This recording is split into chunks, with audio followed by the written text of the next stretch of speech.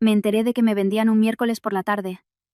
Estaba en el pasillo y oí, a través de la fina puerta, cómo Dolores le decía a mi madre: «La chica es lista. Sabrá apañárselas». Mi madre guardaba silencio. Conozco ese silencio desde niña. Significa que la decisión ya está tomada. No entré de inmediato. Me quedé un momento, me quité la chaqueta y la colgué en la percha. Me cambié las botas por las zapatillas, todo muy despacio. Porque en cuanto entrara, empezaría algo de lo que ya no podría salir siendo la misma.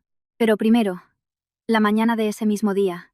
Porque para entender por qué al final dije que sí, hay que saber cómo era mi antes. Desactivé el despertador antes de que sonara. Ese era el truco. No dejar que despertara a los demás. 5:30 de la mañana. En invierno, a las 5:30, está tan oscuro que parece que la noche no tiene intención de terminar. Me levanté. Busqué a tientas la ropa en el respaldo de la silla, la misma rutina cada mañana para no hacer ruido en la oscuridad, y salí al pasillo. Un solo baño para 8 personas. Yo entro la primera porque soy la primera en irme. Abro el grifo. El agua está helada. Cortaron el agua caliente por deudas en noviembre. Han pasado 3 semanas desde entonces, y nadie pregunta en voz alta cuándo pagarán. Porque todos saben la respuesta. Me lavo la cara con agua fría. Hace tiempo que no duele. Simplemente te despierta de golpe, sin transición. Como si alguien hubiera accionado un interruptor. En el espejo. Estoy yo. Pelo oscuro.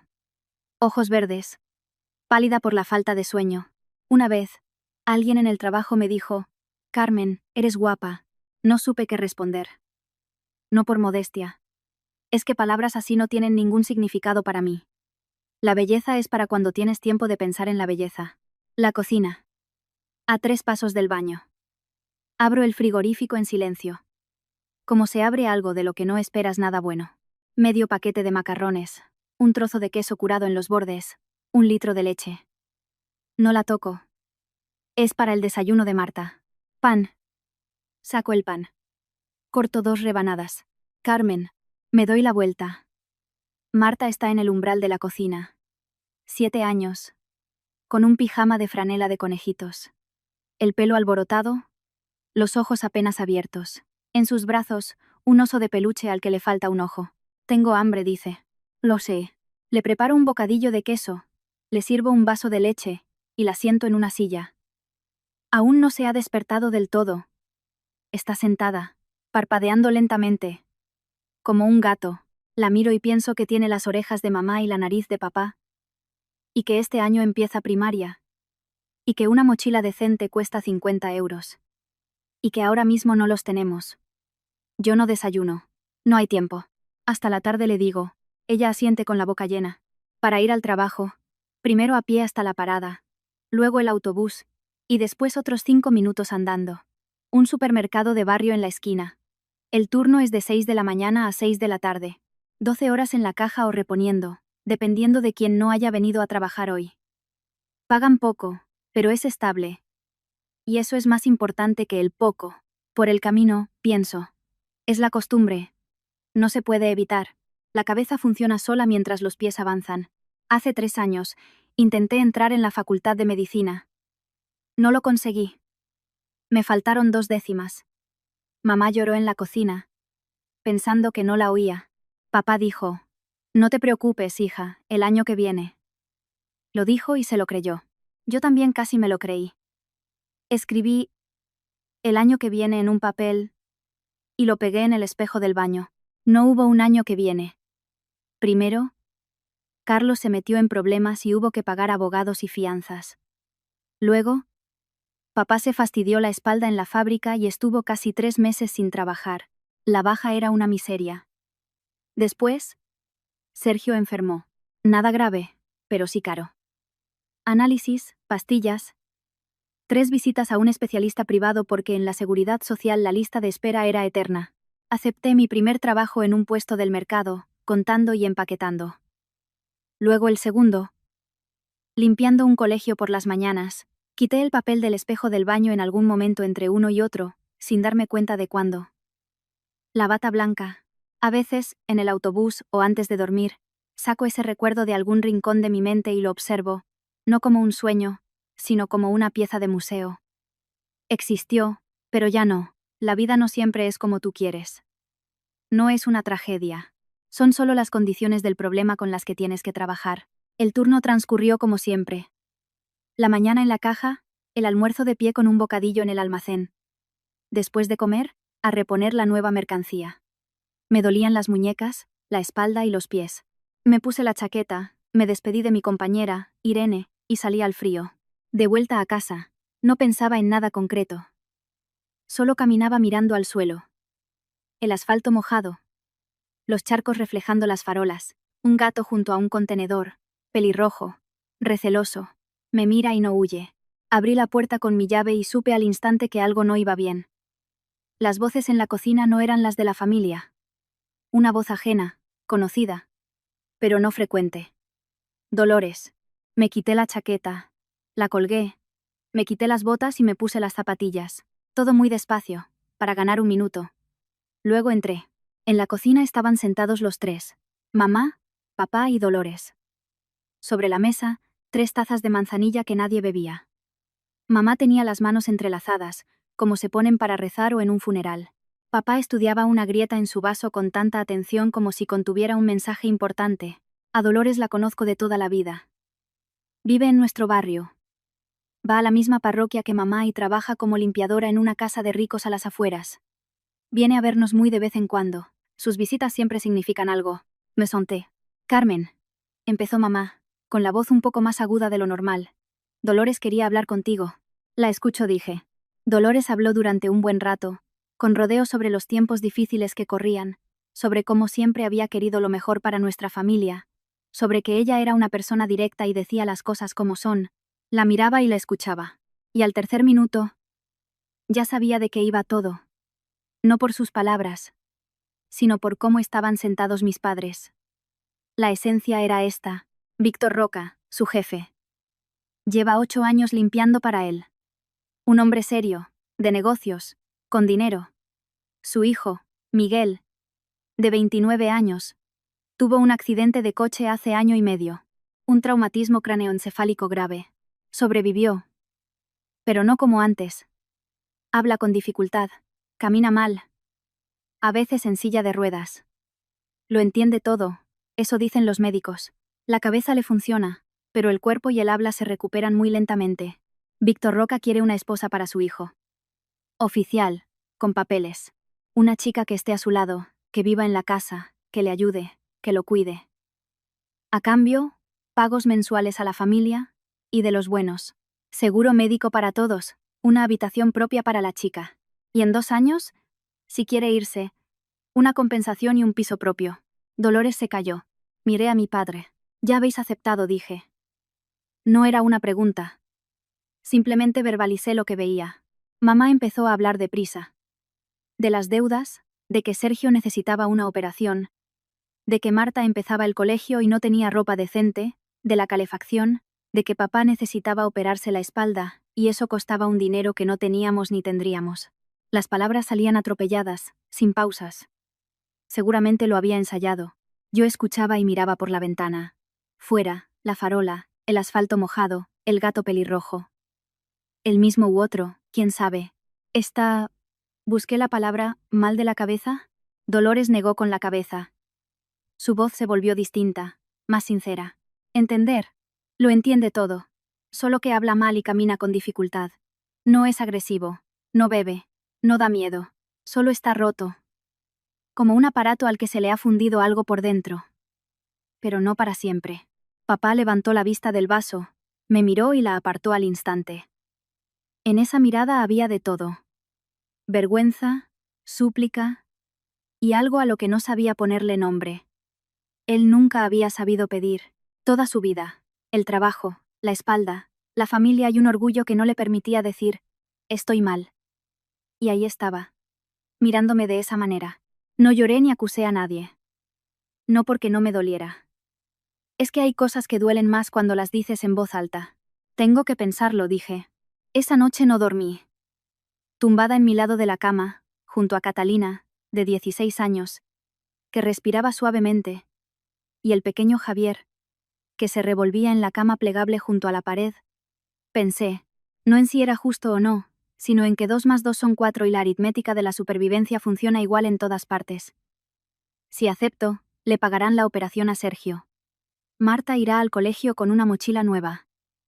Papá ingresará en el hospital para lo de la espalda. Mamá dejará de contar los céntimos para el pan. Y yo viviré en una casa decente. Comeré todos los días. Tendré mi propia habitación y cuidaré de un hombre que está roto. Pero no es cruel, no es amor, es un contrato. Y yo sé trabajar con contratos. Por la mañana, me levanté a las 5:30, me lavé la cara con agua fría y fui a la cocina. Mamá no había dormido. Estaba sentada con una taza de café mirando a la pared. Acepto, dije. Mamá cerró los ojos. No esperé su respuesta. Cogí la chaqueta y salí para el trabajo. Al día siguiente, Dolores me llevó a la presentación palabra suya. No mía, a una urbanización cerrada a las afueras de la ciudad. Nunca había visto casas así de cerca. En la tele sí, en el cine también, pero esto era distinto. Las verjas de forja se abrieron ante el viejo Seat de Dolores, que olía a ambientador de pino y un poco a gasolina. Detrás de las verjas, un auténtico parque. Árboles desnudos. Un camino despejado de hojas. Y al fondo, un chalet de 3 plantas de piedra gris. Sujetaba el bolso sobre mis rodillas con ambas manos, y miraba por la ventanilla. No tengas miedo, dijo Dolores. No tengo miedo. Era verdad. El miedo es cuando no sabes lo que va a pasar. Yo sí lo sabía. Habría una reunión con un hombre rico que mira a la gente como si fueran recursos. Habría una conversación sobre dinero y condiciones. Habría un hombre enfermo en una silla de ruedas. Nada de eso daba miedo. Desagradable, quizá. Pero no miedo. Roca nos recibió en su despacho de la planta baja. Un escritorio enorme. Un sillón detrás. 2 sillas enfrente. Entró mientras esperábamos. Alto, de hombros anchos. De unos 50 y tantos. Un rostro duro y sin edad. Se sentó, me miró fijamente, sin sonreír y sin incomodidad. Como se mira un objeto que hay que evaluar. ¿Salud? Preguntó. Buena. ¿Antecedentes penales? No. ¿Alcohol? ¿Drogas? No. Asintió metódicamente. Estudios. Bachillerato. No entré en medicina. No comentó nada al respecto. Siguió mirándome. Esperé un segundo y dije, yo también quiero entender las condiciones. ¿Qué se espera de mí? Concretamente. Enarcó ligeramente las cejas. No se lo esperaba. Luego dijo, vivir en esta casa. Cuidar de Miguel. Ser su esposa legalmente. Ayudarle en la rehabilitación. Le acompañará al logopeda. Paseos, cuidados diarios. Su familia recibirá pagos mensuales. Dolores ya le ha dicho la cantidad. Seguro médico para todos los miembros de su familia. Una habitación propia, manutención. Todo lo necesario. ¿Y en 2 años? Si quiere irse, una compensación y un apartamento de una habitación en la ciudad. Si se queda, lo discutiremos por separado. ¿Y si quiero irme antes? Roca guardó silencio. Eso no lo hemos hablado. Me gustaría hablarlo. En el contrato debe especificarse el derecho a una rescisión anticipada con condiciones que satisfagan a ambas partes. De lo contrario, no es un contrato. Es una esclavitud. Silencio. Dolores, a mi lado, contuvo el aliento. Roca me miró durante unos segundos y luego dijo, de acuerdo. El abogado lo redactará. Una pregunta más. Dígame, ¿su hijo sabe de nuestra conversación? Roca guardó silencio. Ese silencio decía más que las palabras. Sabe que habrá una boda. Lo ha aceptado. ¿Aceptado? ¿Palabra suya o de usted? Carmen, dijo Dolores en voz baja. No, dijo Roca. Y algo cambió en su voz. No era ira, era otra cosa. Es una pregunta justa. He hablado con él. Lo entiende. Quiero conocerle antes de firmar nada, dije. Roca se levantó y salió. Me quedé sentada, mirando la pared. Colgaba un cuadro. Un paisaje de montaña, pintado al óleo. Bien pintado. Pensé que este hombre una vez amó las cosas bellas y quizá todavía las ama. Solo que no sabe cómo lidiar con ello. La puerta se abrió. Roca entró primero.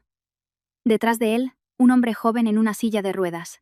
Miré a Miguel Roca, y lo primero que pensé fue guapo, no es guapo.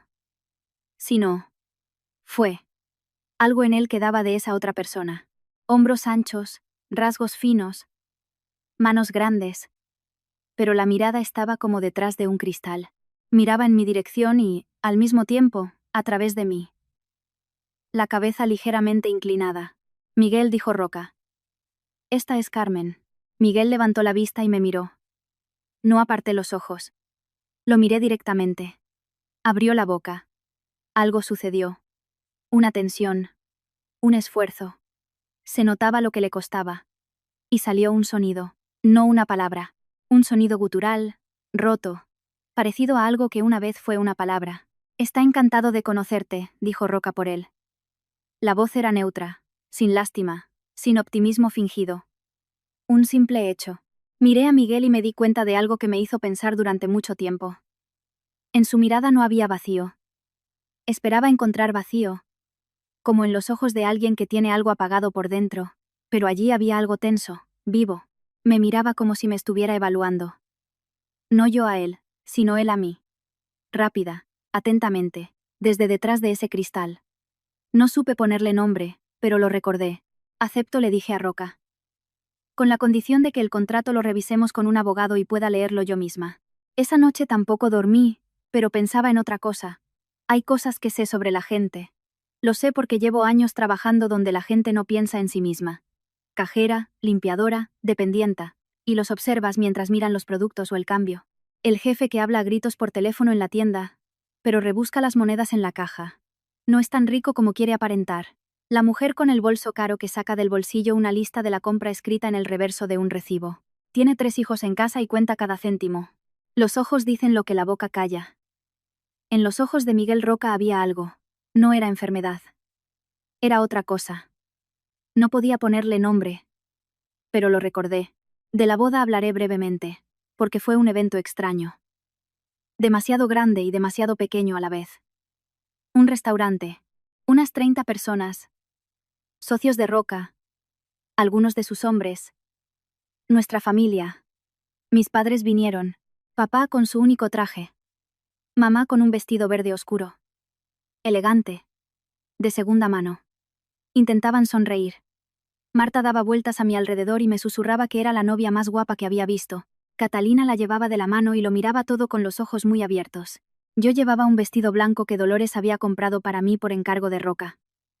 Un buen vestido. Sencillo. Sin excesos. Justo lo que hacía falta. Miguel estaba sentado a mi lado en la silla de ruedas.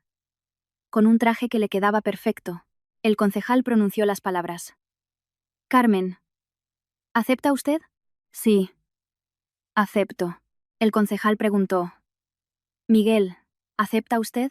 Miguel abrió la boca, y de nuevo ese esfuerzo, esa tensión, y el sonido gutural, ininteligible. Alguien entre los invitados apartó la mirada. Víctor Roca miraba a un punto fijo. Sí, dije yo, con claridad. En la mesa se pronunciaron brindis, formales, ceremoniosos, con las palabras correctas. Y entonces se levantó Andrés Ponce de León. No lo conocía. Era la primera vez que lo veía. Unos 55 años, elegante, con un buen traje, corbata oscura, un rostro de esos en los que se suele confiar. Rasgos suaves, voz tranquila. La habilidad de mirar a alguien como si fuera la única persona importante en la sala. Levantó su copa y dijo algo bonito, sobre cómo Miguel era un valiente por encontrar un apoyo, sobre que la familia es lo más importante que queda cuando todo lo demás se desmorona. Todos aplaudieron. Y fue entonces cuando lo vi. Miguel miraba a Ponce de León, no con la mirada que había tenido durante toda la velada, un poco perdida, un poco ausente, sino de otra manera. Una mirada fija, prolongada, con una concentración que no encajaba con su estado general. Como si estuviera recordando algo, y lo estuviera recordando justo ahora, en ese preciso momento. Ponce de León, mientras brindaba, se cruzó con esa mirada. Su sonrisa se desvaneció por una fracción de segundo. Algo pasó por su rostro. No lo llamaría miedo. No. Algo más frío que el miedo. Luego la sonrisa volvió. Continuó hablando y todo siguió como antes. Nadie se dio cuenta. Solo yo. La primera noche en esa casa la pasé en mi habitación. Estaba estipulado en el contrato. Me senté en el borde de la cama, mirando en la oscuridad. Y pensé en esa mirada. ¿Qué había en ella? Repasaba las opciones como quien repasa un manojo de llaves. No. Reconocimiento. Esa era la palabra. Miguel miraba a Ponce de León como si lo reconociera. Y Ponce de León, por una fracción de segundo, se asustó de ese reconocimiento. Me tumbé, cerré los ojos y me dije: estás cansada, piensas demasiado. Es solo el primer día. Me dormí casi al amanecer, e incluso entonces, algo en mi cabeza seguía repasando las llaves. Los primeros días en la casa de los Roca me fui adaptando como quien se adapta a un nuevo trabajo. Observaba, memorizaba. No hacía movimientos innecesarios. La casa era enorme. 3 plantas. 12 habitaciones. Las conté al segundo día. Dolores limpiaba y cocinaba. Un cocinero venía 3 veces por semana. El chofer vivía en una casita anexa. Yo ocupaba una habitación en la segunda planta, al otro lado del pasillo de la de Miguel. Mi habitación era 4 veces más grande que aquella en la que había dormido los últimos 7 años con mis 2 hermanas. Las primeras noches me despertaba el silencio. En casa de mis padres siempre había alguien respirando. Los muelles de una cama crujiendo. Alguien hablando en sueños. La rutina se estableció por sí sola en la primera semana. Por la mañana, ayudar a Miguel a lavarse y vestirse. Es más difícil de lo que parece. Su mano derecha no le obedecía bien, y su equilibrio era inestable. Cada movimiento requería tiempo y concentración. Yo no me apresuraba. No decía cosas como, con cuidado, despacito, muy bien. Odio ese tono con el que se habla a los enfermos y a los ancianos, como si fueran niños que aún no saben andar. Simplemente hacía lo que había que hacer, en silencio y sin gestos superfluos. Me parecía que era lo más correcto. Él se dio cuenta. Lo supe porque al tercer día dejó de tensarse cuando yo aparecía. Los lunes, miércoles y viernes venía la logopeda. Una mujer joven llamada Elena, paciente y metódica. Trabajaba con Miguel 1 hora, hora y media. Ejercicios de articulación, repetición de sílabas, luego palabras. Yo me sentaba a un lado y escuchaba. No porque fuera necesario, sino porque quería entender qué pasaba, cómo funcionaba. Después de la logopeda, un paseo por el jardín si el tiempo lo permitía. Yo empujaba la silla de ruedas por los caminos entre los árboles desnudos del invierno. Y guardábamos silencio. Callábamos mucho. Pero era un silencio diferente. Al principio, incómodo. Como el de 2 extraños en un ascensor. Luego, se convirtió en otra cosa. Simplemente el silencio de 2 personas que no necesitan llenar las pausas. Por las noches, se me ocurrió leerle en voz alta. Fue por casualidad. Cogí un libro de la estantería de su habitación, el primero que encontré, y le dije, ¿quieres que te lea? Me miró y asintió. Leí durante 1 hora. Luego lo miré. No dormía. No miraba al techo, sino a mí. Escuchaba de verdad. Escuchaba con el rostro vivo, los ojos concentrados. ¿Seguimos mañana?, pregunté. Asintió rápidamente, como si temiera que cambiara de opinión. Así empezó todo. Víctor Roca aparecía poco por casa. Negocios, la oficina, reuniones. No preguntaba. No era asunto mío. A veces coincidíamos en el desayuno. Él con su café y su teléfono. Yo con una taza de té y un libro de medicina sobre rehabilitación tras traumatismos craneoencefálicos, que había comprado en mi segunda semana en una librería, con mi propio dinero. Me trataba con una cortesía fría, como al personal del que estás satisfecho pero que no forma parte de tu círculo de confianza. No me ofendía. Estaba acostumbrada. En el supermercado, los clientes miran a través del cajero. Andrés Ponce de León venía 1 vez a la semana, los jueves, casi siempre para comer. En su primera visita, yo estaba en el jardín con Miguel, empujando la silla por un sendero despejado. Oí pasos sobre la grava a mi espalda y me volví. Ponce de León venía hacia nosotros, sonriendo con esa sonrisa amplia y cálida que ya había visto en la boda. «Miguelito», dijo al acercarse. «¿Cómo estamos hoy?» «Mejor». Y sin esperar respuesta, se volvió hacia mí. «Carmen, ¿verdad? Dolores habla muy bien de usted. ¿Qué tal por aquí?» «¿Adaptándose?» «Adaptándome», dije. Se agachó junto a la silla de ruedas, y le habló a Miguel, despacio, en voz alta, con una dulzura exagerada. «Miguelito, eres un campeón. Aguantando. Miguelito. Hoy hace un día estupendo. ¿Verdad?» como se le habla a alguien que ha perdido no solo el habla, sino también la cabeza. Miguel miraba hacia otro lado. Al final de la visita, Ponce de León me dijo: «Ha hecho usted muy bien en aceptar.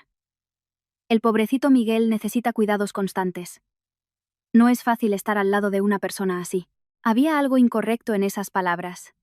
No las palabras en sí, sino la entonación. Pobrecito Miguel. Así se habla de un objeto, no de una persona, con compasión y, al mismo tiempo, con algo que no me gustaba. Respondí con neutralidad. Nos apañamos. Se fue. Volví con Miguel. Y fue entonces cuando me di cuenta. Cuando Ponce de León hablaba, Miguel no lo miraba en absoluto. Desviaba la mirada de forma ostensible, hacia un lado o hacia el suelo, y la mantenía ahí hasta que Ponce de León se callaba. No por timidez, sino por otra cosa. Esa noche, pensé en ello. Recordé la boda, aquella mirada, y pensé: creo que sé algo que todavía no entiendo. 3 semanas después de la boda, por la noche, le estaba leyendo en voz alta una novela negra. La había cogido al azar de la estantería, y resultó ser buena. Densa, inteligente, con giros inesperados. Miguel escuchaba.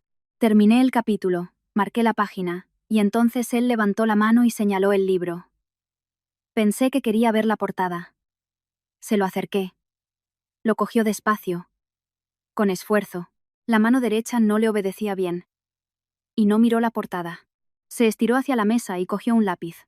Observé cómo abría el libro por la guarda, sujetaba el lápiz y escribía, despacio, con letra torcida, con pausas entre las letras, como si cada una le costara una decisión aparte.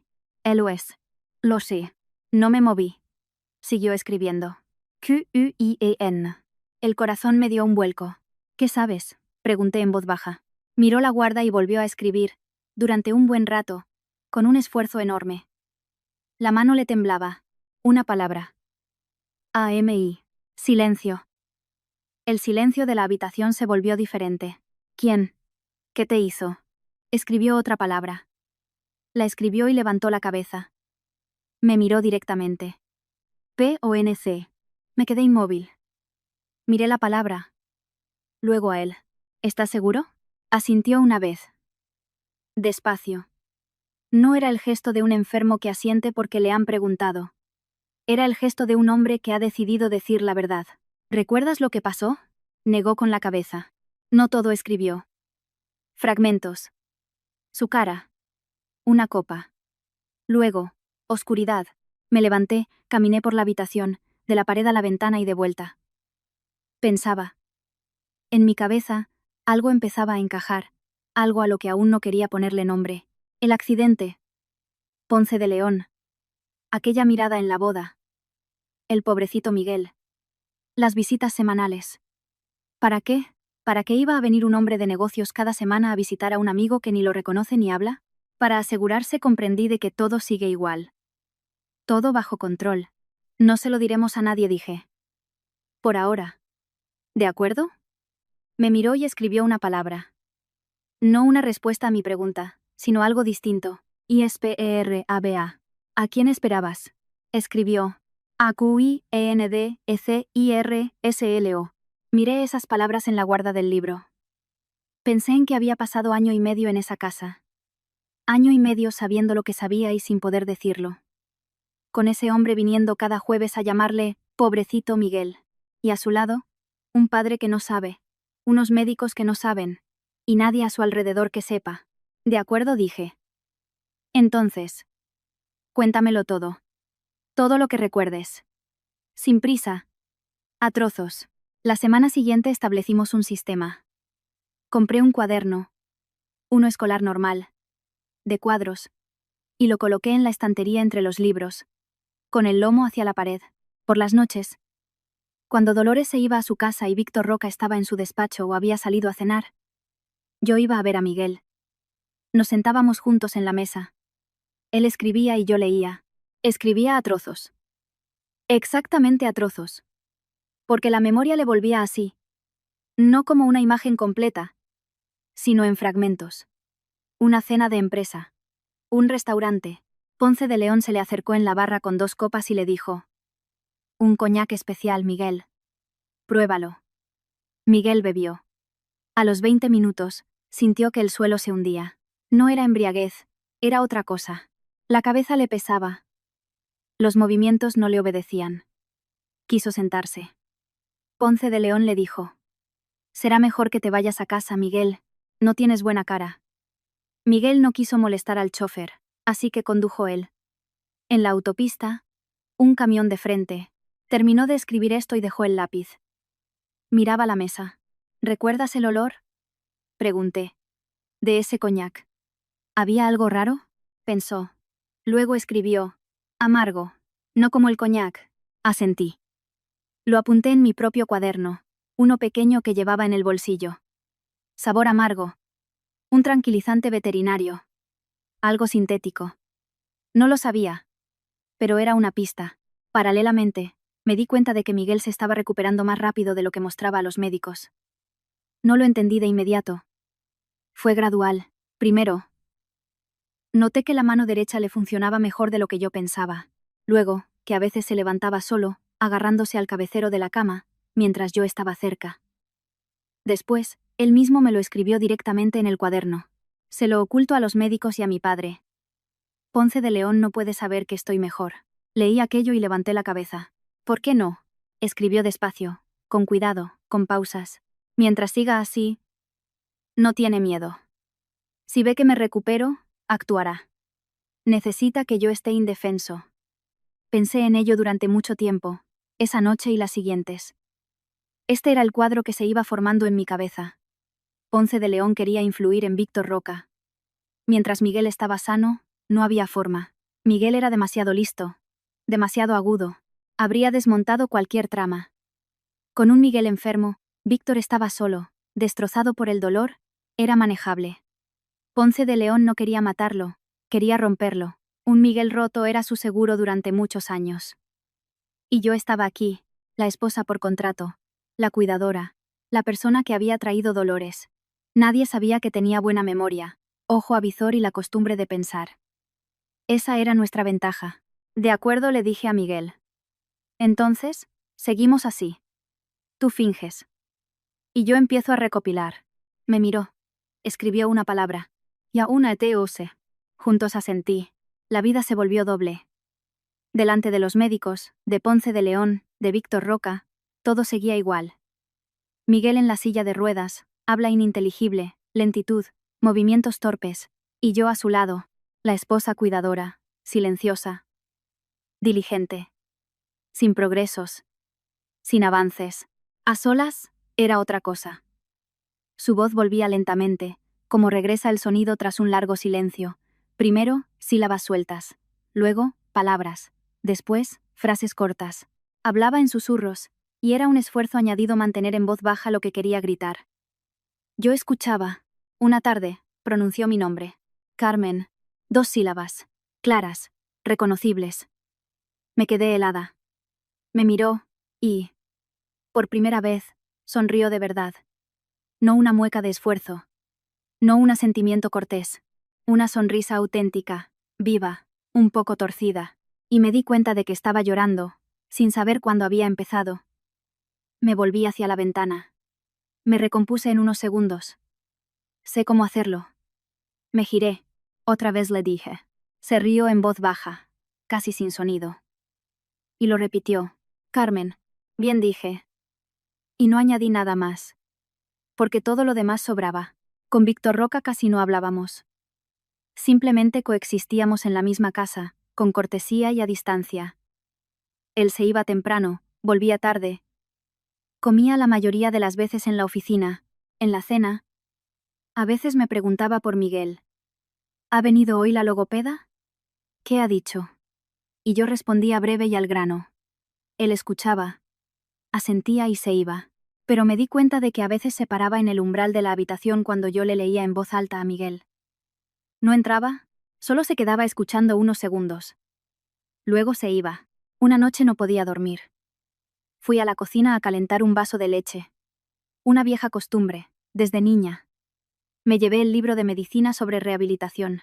Era la segunda vez que lo leía. Subrayando con lápiz. La luz de la cocina estaba encendida. Víctor Roca estaba sentado a la mesa con una taza. Él tampoco dormía.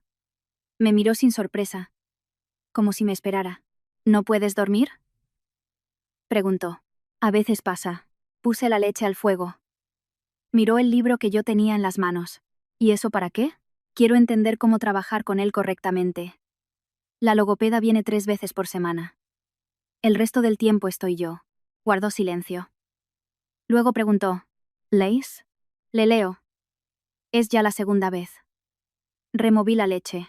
Aquí dice que el centro del habla en un traumatismo craneoencefálico puede tardar más en recuperarse que la función motora, o al revés, depende de la localización de la lesión.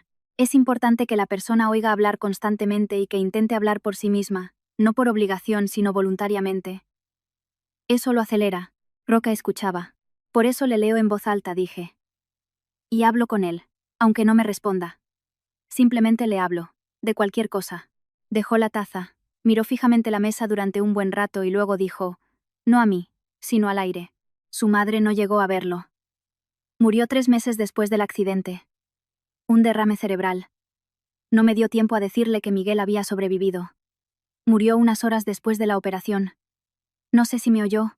La leche hirvió. La aparté del fuego, la serví en una taza y me la puse delante. Me senté. Roca hablaba al aire. No a mí.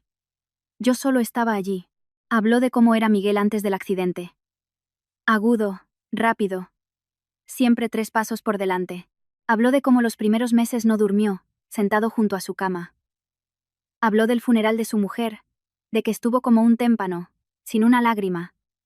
Y que durante mucho tiempo no entendió por qué. Luego lo comprendió. Si lloras, significa que lo has aceptado. Y él no quería aceptar.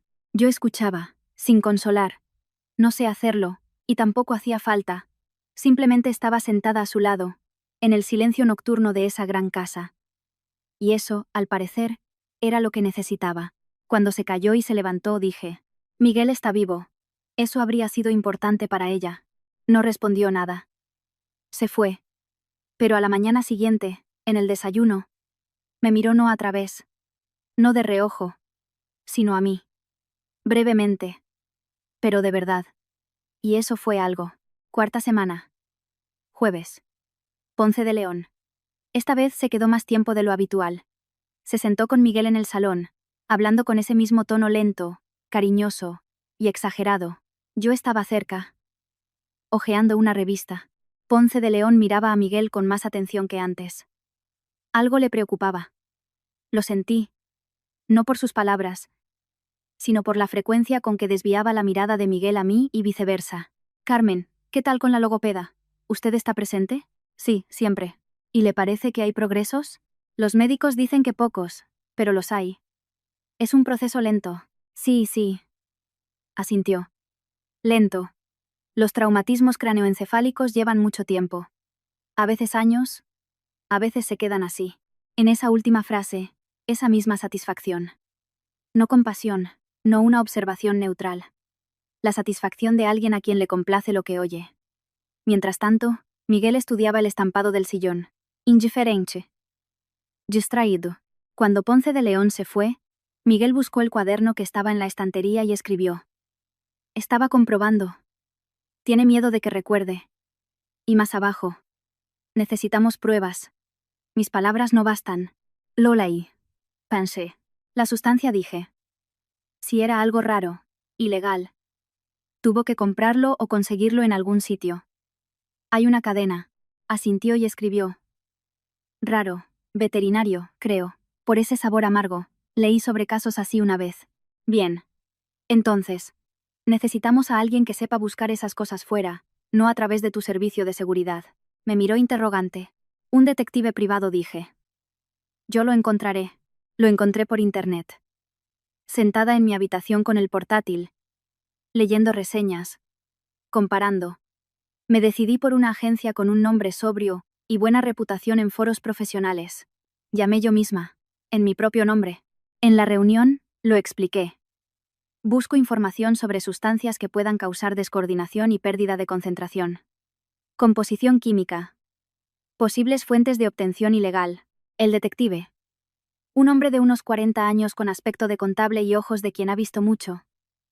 Me escuchó en silencio, y luego preguntó, ¿es para un juicio? Por ahora. Para entender. Entendido. Anotó algo en su cuaderno. Nos ponemos a ello. Paralelamente, Miguel, por las noches, abría su portátil. Ese que llevaba olvidado en el cajón de abajo de su escritorio, y trabajaba. Todavía tenía acceso al sistema financiero de la empresa.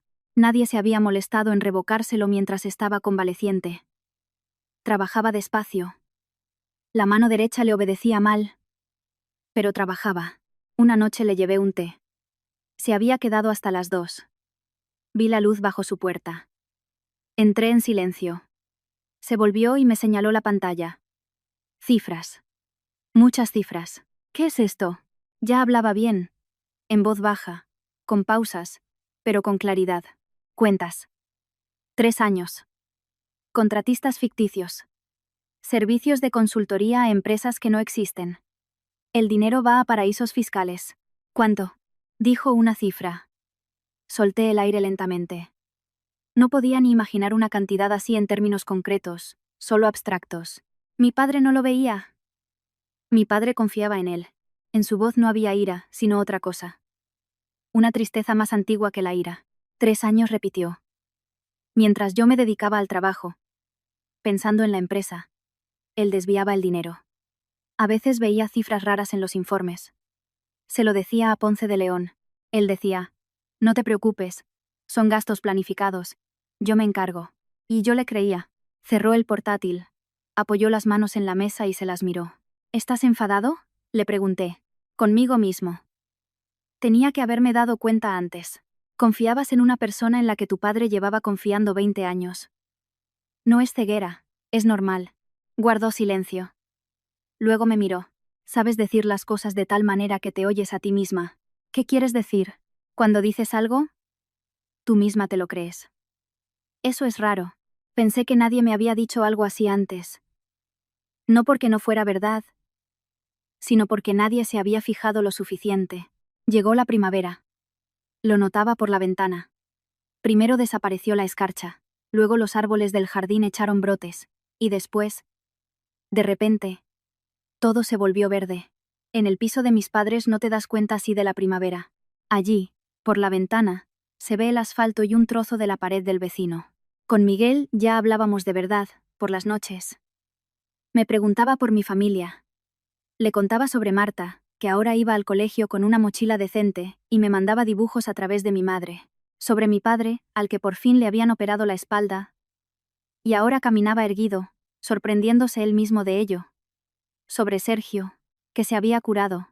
¿Por eso aceptaste?, preguntó Miguel un día. ¿Por ellos? Por todos, dije. Yo pensaba en ti. Antes de poder hablar miró por la ventana. Pensaba, ¿quién es esta chica? Te miré en la boda. No llorabas. No sonreías para los invitados. Simplemente estabas ahí, pensando en tus cosas. ¿En qué, según tú? En cómo salir de esta con dignidad. Desde el primer minuto no pensabas en el dinero, sino en la dignidad. Guardé un largo silencio. ¿Eres listo?, di al final. Era listo, dijo con amargura. Volverás a serlo. Negó con la cabeza, no en desacuerdo, sino con duda. Esa tarde le ayudaba a rehabilitar la mano derecha. Un ejercicio que nos había enseñado el fisioterapeuta. Apretar una pelota, soltarla. Otra vez, su mano en las mías, grande, pesada, desobediente. Él miraba a la pared. Si te hubiera conocido antes, dijo de repente. Así, sin más. En otra vida. ¿Cómo habría sido? Pensé a unos segundos. No nos habríamos conocido. No te habrías fijado en mí. Me habría fijado, dijo con firmeza. Sin dudar. Te habría visto. No respondí. Seguí sujetándole la mano, contando las repeticiones. Pero algo dentro de mí se movió. En silencio, como se mueve la tierra al deshelarse en primavera, sin anuncios, sin palabras, simplemente se movió. El detective llamó a principios de abril. Habían identificado la sustancia. Un tranquilizante veterinario poco común, utilizado en cirugía de grandes animales. Su mercado negro era reducido, específico. A través de los contactos de uno de los proveedores de la ciudad, habían podido determinar que, hacía año y medio, un hombre contactó con él. La descripción coincidía con la de Ponce de León. Había una grabación de la cámara de seguridad de una farmacia. Borrosa, pero existía. ¿Es suficiente?, pregunté. Para un juicio. No. Para iniciar una investigación, ya es algo. Si hay otras pruebas, el cuadro encaja. Hay otras pruebas. Entonces, seguimos trabajando. Colgué el teléfono. Me senté en silencio en mi habitación, mirando por la ventana. El jardín. Abril. El viento empujaba nubes blancas. Pensé en que, 6 meses atrás, estaba en la cocina a las 5 de la mañana cortando pan para el bocadillo de Marta. Pensé en la bata blanca, que se había borrado como una pintada en el asfalto. Pensé en las 2 décimas que me faltaron. Y luego en Miguel, escribiendo con letra torcida en la guarda de un libro. Lo sé. ¿Quién? Ponce. La vida es extraña. A veces una puerta se cierra con tanta fuerza que no ves la otra. Pero se abrió, y detrás no había lo que esperabas. Ni una cárcel ni un cuento de hadas. Algo real. Necesitaba comprobar algo más. Ponce de León era un hombre cauto. O sabía algo, o lo sabría pronto. Teníamos que adelantarnos. Me levanté y fui a ver a Miguel. Aún no lo teníamos todo listo. Pero pronto. Pronto lo estaría. Esa misma tarde, yo no sabía que Ponce de León ya había movido ficha. En algún otro lugar de la ciudad, en un restaurante donde comía, Andrés Ponce de León miraba su teléfono. Una de las personas de la casa de Roca, yo no sabía quién, le había enviado un mensaje corto. La mujer de Miguel ha contratado a un detective. Ponce de León dejó el teléfono sobre la mesa, removió el café, pensó. Luego marcó un número. Hay que acelerar, dijo en voz baja. Está empezando a escarbar. 4 meses después de la boda, Miguel se puso de pie. No intentó levantarse ni se levantó con ayuda. Se puso de pie, lentamente, agarrándose al respaldo del sillón, luego lo soltó y se enderezó del todo. Se quedó en medio de su habitación mirándome. No corrí hacia él. Entendí que no debía. Tenía que hacerlo solo. Y eso fue exactamente lo que hizo. Luego caminó. Primero a lo largo de la pared, rozando el papel con los dedos, no apoyándose, solo como guía. Llegó a la ventana, se detuvo, se dio la vuelta y caminó de regreso, ya sin la pared, por el centro de la habitación. Lento, inseguro, cada paso como una decisión que se toma de nuevo. Pero caminaba. Se detuvo frente a mí. Me sacaba una cabeza. Y era algo en lo que no había pensado antes. Siempre estaba sentado. Ahora estaba de pie, mirándome desde arriba, y en su rostro había la expresión de alguien que ha vuelto de un viaje muy largo. 1 mes más, le dije, y podrás correr. Guardó silencio. Luego dijo en voz baja pero clara, casi sin pausas. Echaba de menos mi altura. Me reí. No me lo esperaba. Simplemente me reí. Con ligereza, sin dobleces. Y él me siguió. Nos quedamos allí, riéndonos de esa frase absurda en la silenciosa habitación. Y aquello fue más importante que cualquier palabra sobre lo que había estado pasando entre nosotros los últimos meses. Siéntate, le dije después. No te precipites. Llevo 4 meses sin precipitarme, respondió con ese tono que empezaba a reconocerle. Seco. Un poco burlón consigo mismo. Ya basta. Ponce de León movió ficha una semana después de esa tarde. Yo no sabía quién del personal le informaba. Un guardia. Alguien del servicio externo. Pero se enteró de lo del detective. No sabía para qué, pero lo sabía. Vino un lunes, no un jueves, lo cual ya era una mala señal. No presencié su visita. Llegó por la mañana, cuando yo estaba con Miguel paseando por el jardín, y fue directamente a ver a Roca padre. Víctor me llamó por la tarde. Entré en su despacho. Estaba sentado a su escritorio, con las manos entrelazadas, mirándome directamente. Me han informado de que has contratado a un detective privado. No parpadeé. No hice una pausa. Una pausa habría sido un error. Sí, dije. ¿Para qué? Buscaba información sobre tratamientos utilizados en traumatismos craneoencefálicos. Quería saber si existen métodos de rehabilitación que la medicina oficial no emplea pero que funcionan. No me fío de que un solo especialista diga, se recupera lentamente, y no ofrezca nada más. Necesitaba una opinión externa. Me miró. ¿Es eso cierto?, preguntó.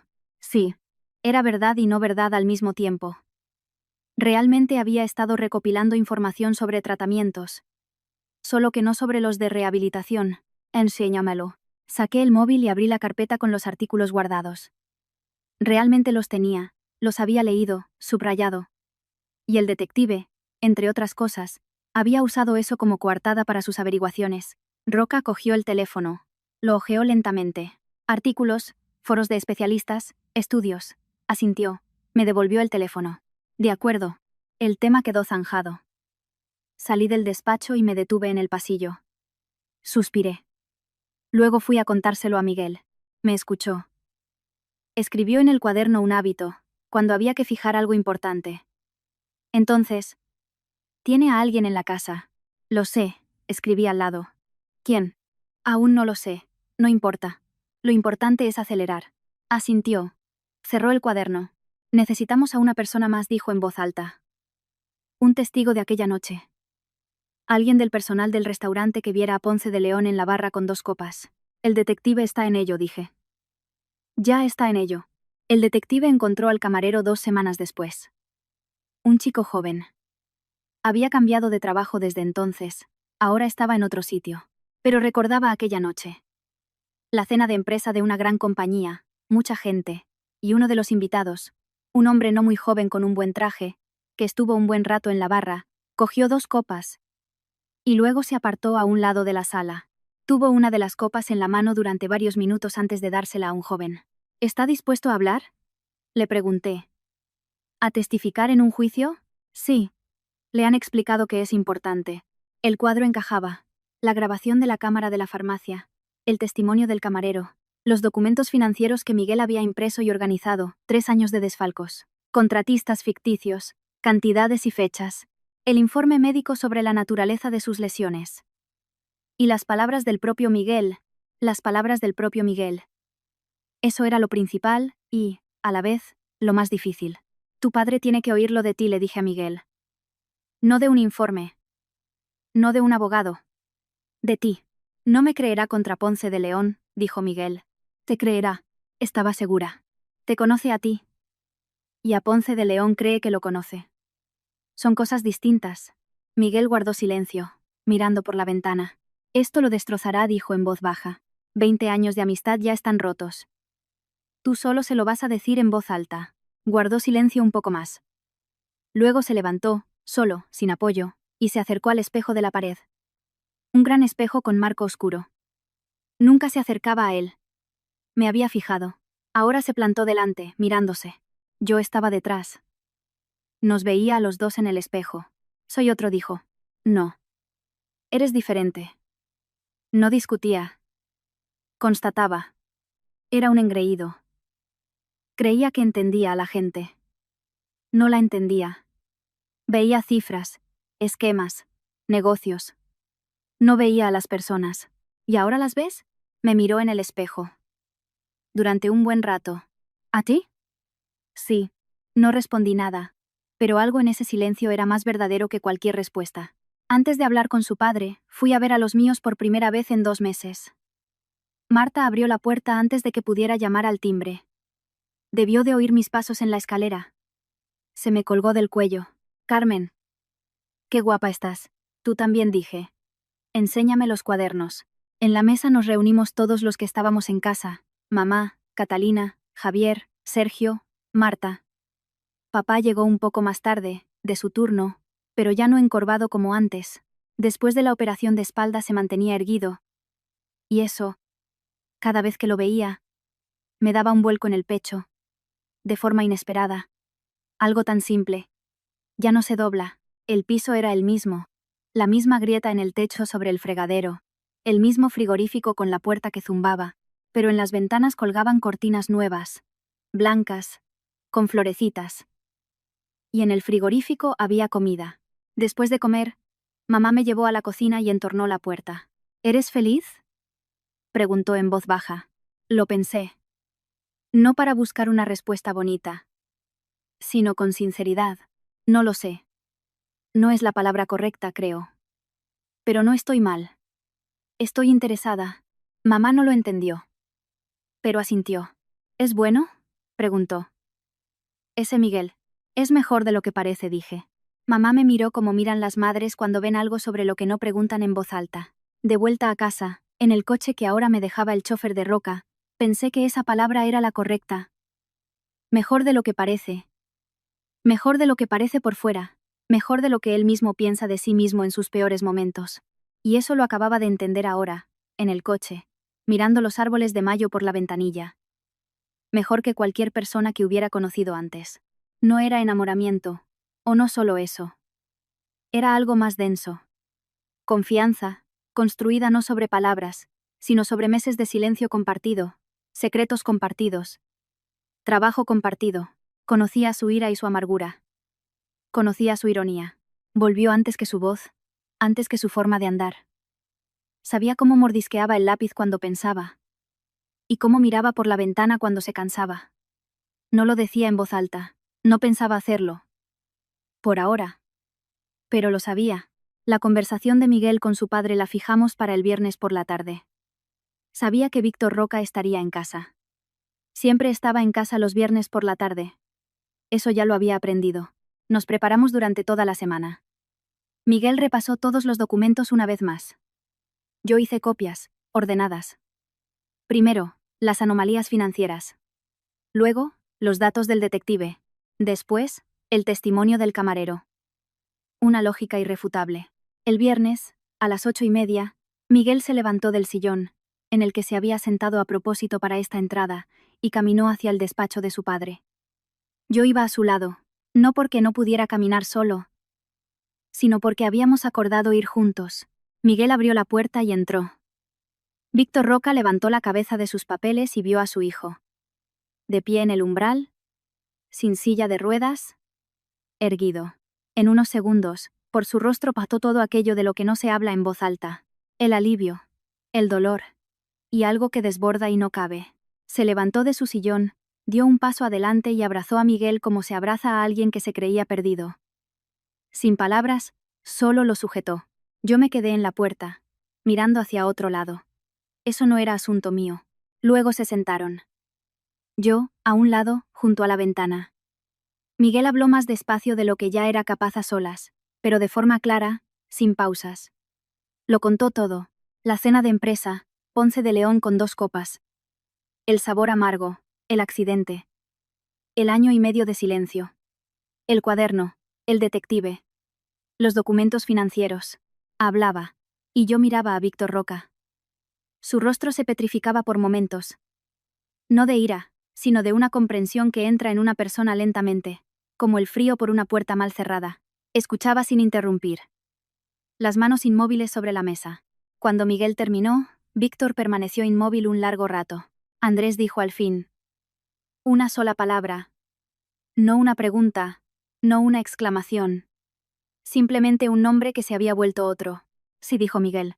Éramos amigos desde hace 20 años. Lo sé. Silencio. Luego Roca me miró. ¿Tú lo sabías? Ayudé a reunir las pruebas, dije. Me miró durante un buen rato. Algo en esa mirada era distinto. No como al personal. De otra manera. ¿Por qué no me lo dijisteis antes?, le preguntó a Miguel. No podía hablar. Y cuando pude, necesitaba pruebas. No solo palabras. No me habrías creído contra él. Mi palabra contra la suya. Roca miró la mesa. Luego, en voz baja, su madre no lo sabrá. No asintió Miguel. No lo sabrá. Ese fue el momento más duro de la conversación. Ni los documentos, ni el dinero, ni el juicio. El hecho de que Natalia Roca había muerto en la ignorancia, pensando que su hijo estaba roto para siempre. Que no le dijeron, está vivo, está volviendo, todo irá bien. No dio tiempo. Yo estaba sentada junto a la ventana y no decía nada. Aquí, las palabras sobraban. A Ponce de León lo citaron la semana siguiente. Roca lo llamó él mismo. Le dijo. Reunión de trabajo urgente. Hay que discutir un contrato con un nuevo proveedor. Una llamada normal, un pretexto normal. Ponce de León llegó el miércoles a mediodía. Dejó el coche en la entrada y entró en la casa. Elegante, con un buen traje, una carpeta bajo el brazo. Roca lo recibió en el vestíbulo y le dijo. Pasemos al despacho. Ponce de León asintió y lo siguió por el pasillo. pasando la escalera, hacia la puerta del despacho. La puerta estaba abierta. Ponce de León entró y se detuvo en seco. En el despacho estaba Miguel, no sentado en la silla de ruedas junto a la pared. De pie en medio de la habitación, erguido, con los brazos a los costados. A su lado, yo. Junto a la ventana, dos personas que Ponce de León no conocía. Luego sí. La policía. Miré el rostro de Ponce de León en ese momento. Lo recordaré. Sorpresa. Luego un segundo de comprensión que lo recorrió como una ola. Después, el intento de recomponerse.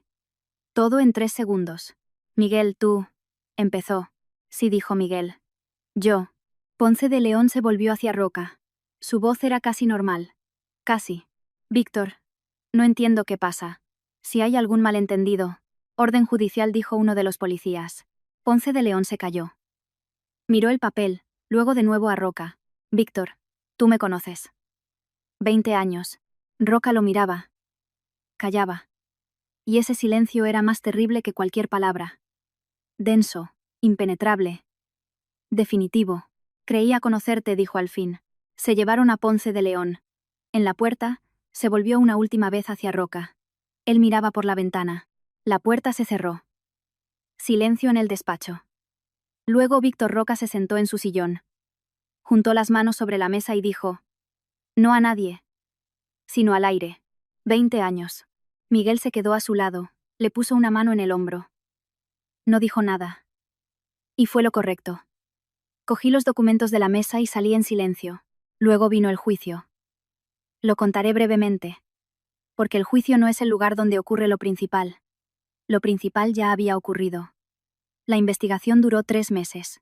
Los abogados de Ponce de León intentaron alargar el proceso, impugnar la grabación de la cámara, poner en duda el testimonio del camarero. No lo consiguieron. Los documentos financieros eran irrefutables. La cadena de desfalcos era transparente, y cuando los investigadores accedieron a las cuentas, encontraron aún más de lo que había encontrado Miguel. Ponce de León recibió una condena firme. Intento de asesinato con agravantes, administración premeditada de una sustancia que causó graves daños a la salud y estafa a gran escala. Sus abogados apelaron la sentencia, sin éxito. Víctor Roca sonrió por primera vez en año y medio el día que se dictó la sentencia. No una sonrisa amplia. Simplemente, algo en su rostro se relajó, como se relaja un dolor crónico al que te has acostumbrado. Miguel volvió oficialmente. Llamó a los socios clave. Se reunió él mismo con la dirección de la empresa. Volvió a la oficina. El primer día de trabajo, me contó después, la gente en la sala de reuniones lo miraba como si viera un fantasma. Luego uno de los directores se levantó y aplaudió. Después se levantaron todos. La casa se volvió diferente. No físicamente. Los mismos muebles, los mismos pasillos. Pero algo por dentro había cambiado. Como si hubieran abierto las ventanas después de un largo invierno. Yo pensaba en irme. Suena extraño, después de todo. Pero fue justo entonces. Cuando todo se arregló.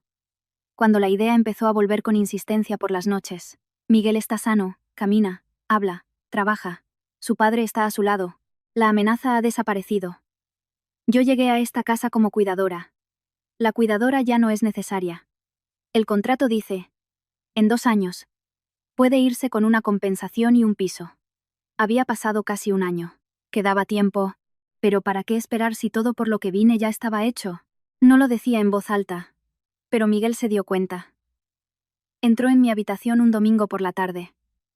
Yo estaba sentada junto a la ventana con un libro. Pero no leía, miraba el jardín.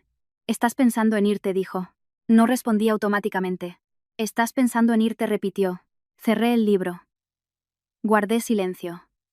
«Estás sano», dije. «Ya no necesitas una esposa por contrato». Cruzó la habitación y se sentó no enfrente, sino a mi lado, en el reposabrazos del otro sillón junto a la ventana. Miraba el jardín. «Necesito una esposa», dijo. «Pero no por contrato. A ti». Hizo una pausa. «A ti». No me miraba, miraba por la ventana. No porque me cuidaras, no porque me ayudaras, porque eres la única persona en la que confío más que en mí mismo. Y eso, con mi carácter, no es poca cosa. Lo miré de perfil.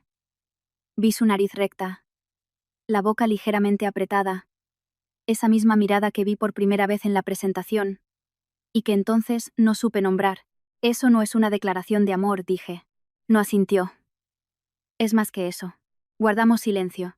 Pensé que me acostumbraría a mirarte, y no sentir nada, dije. Parecía lo correcto, lo seguro, y no lo conseguí. Se volvió hacia mí. Me miró. Yo tampoco lo conseguí. Dijo. Desde el primer día, si te soy sincero. Cuando entraste en la presentación, y le preguntaste a mi padre si yo sabía de nuestra conversación, nadie, nunca, le había hecho una pregunta así. Y pensé, ahí va una persona. No aparté la mirada. Te quedas, dijo. No era una pregunta, pero tampoco una orden. Algo intermedio. Una petición cargada de dignidad.